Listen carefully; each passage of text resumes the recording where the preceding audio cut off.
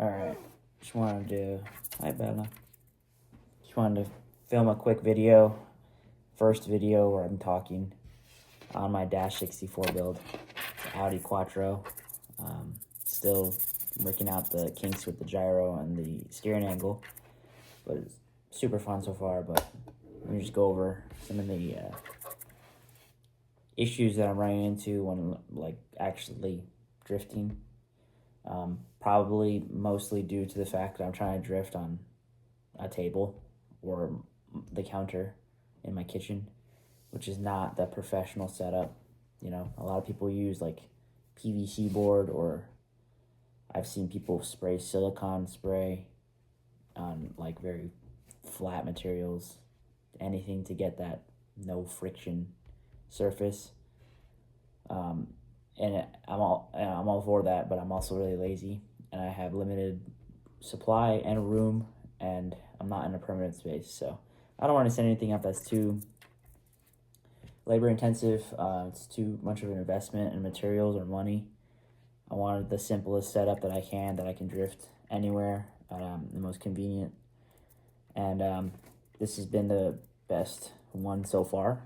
I'm probably going to do a comparison on the 3 drifters that I've been able to actually play with 64 scale. There's a lot better scales that are easier to get into, that are ready to ride.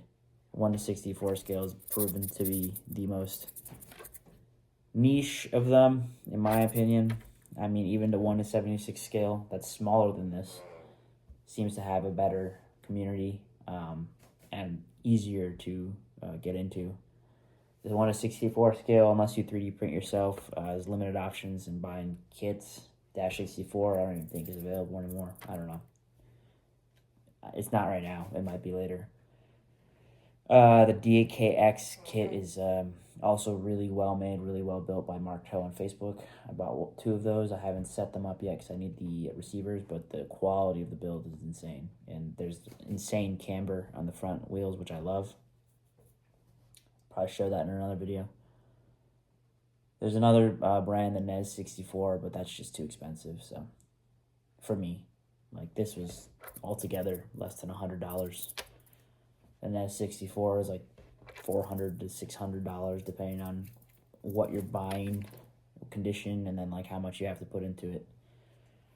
And I'm just not willing to spend that on novelty little RCs. But for the money, less than $100, this thing has proven to be very fun.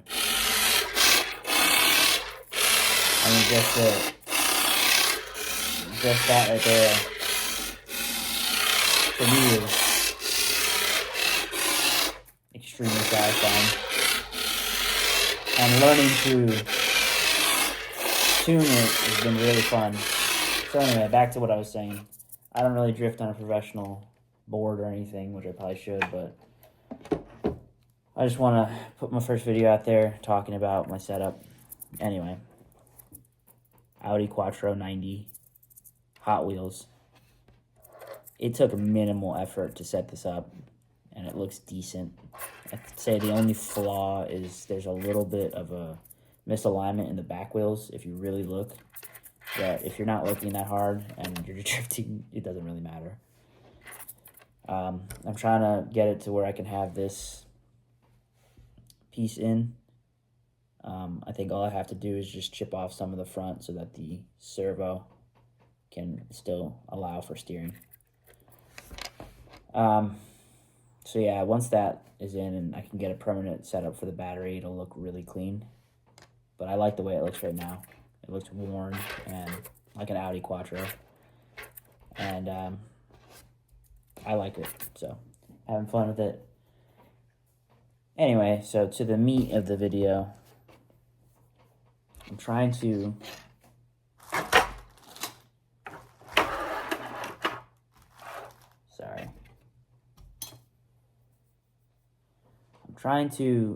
get it so that it can slide kind of on any surface. And I don't even know if it's possible, but we'll see if it is.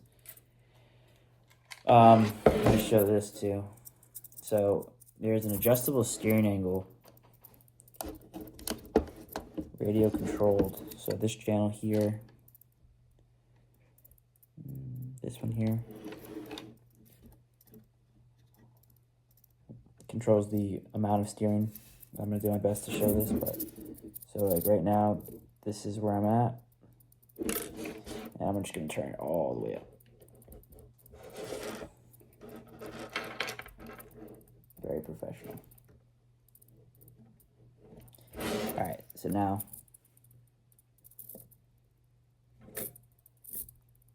you see the steering angle is insane. It allows for some crazy turns, but also I've noticed that, I don't know if it's just with this body, but at a certain steering angle, I can't even turn. So you see, fully turned, the front wheels are not turning. I'm gonna try the other direction.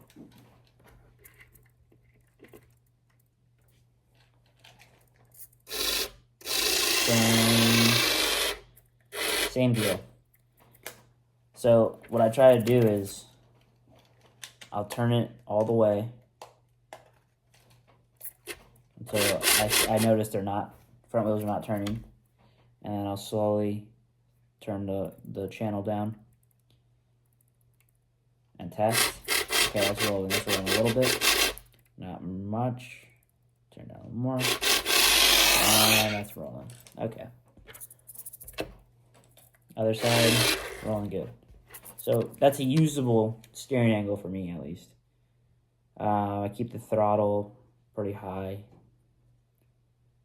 and everything else is pretty straightforward. I'll try to show the gyro, what I'm at. I guess this, like, let me make sure. Okay, yeah, so there's pretty much like 3 levels.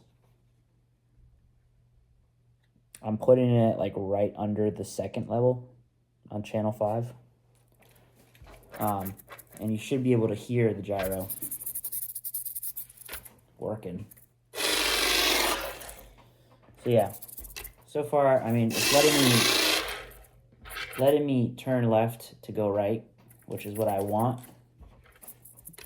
It's not like the 4-wheel drive drifters, which, you know, you turn right, you let go, and it'll start spinning, and it's cool, it's sliding, but it's not necessarily the turn left to go right, continuously sustainable drifting, you know. But I'll do a video on the comparison too. I like both. This one is much more tunable though, which is cool. So anyway, this will be my first video, but I plan to do another one on tuning it with the gyro and the steering angle, seeing if it works better with different settings. So yeah, stay tuned.